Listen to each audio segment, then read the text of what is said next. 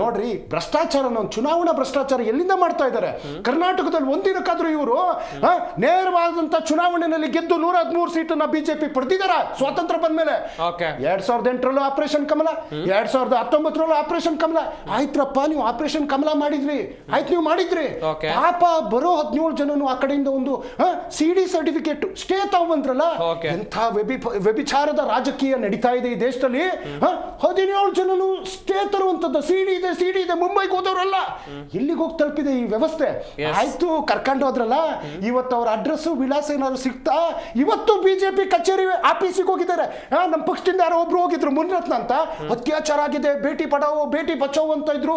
ನಿಮ್ಮ ಶಾಸಕನನ್ನು ಅತ್ಯಾಚಾರ ಮಾಡಿದ್ದಾರೆ ಅಂತ ಹೇಳಿ ಅದೇ ಮಲ್ಲೇಶ್ವರ್ನ ಬಿಜೆಪಿ ಕಚೇರಿಗೆ ಒಂದು ಹೆಣ್ಮಕ್ಳು ಹೋಗಿದ್ದಾರೆ. ಇವತ್ತು BC ಪಾಟೀಲ್ ಎಲ್ಲಿದ್ದಾರೆ? ಇವತ್ತು ಅವ್ರ್ಯಾರೋ ಬಳ್ಳಾರಿ ಆನಂದ್ ಸಿಂಗ್ ಅಂತ ಇದ್ರು, ಅವರೆಲ್ಲಿದ್ದಾರೆ?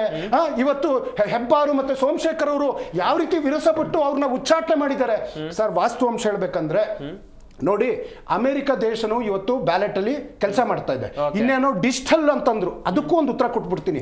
ನಮ್ಮ ಕರ್ನಾಟಕದಿಂದ ಕೇಂದ್ರಕ್ಕೆ ಆಯ್ಕೆಯಾಗಿರ್ತಕ್ಕಂತ ಸನ್ಮಾನ್ಯ ಸಚಿವೆ ಆದಂತ ಅವ್ರು ಏನು ಕೆಲಸ ಮಾಡಲ್ಲ, ಯಾವ್ದಾರು ಹೆಣ ಬಂದ್ರೆ ಕೂಗಾಡ್ತಾರೆ.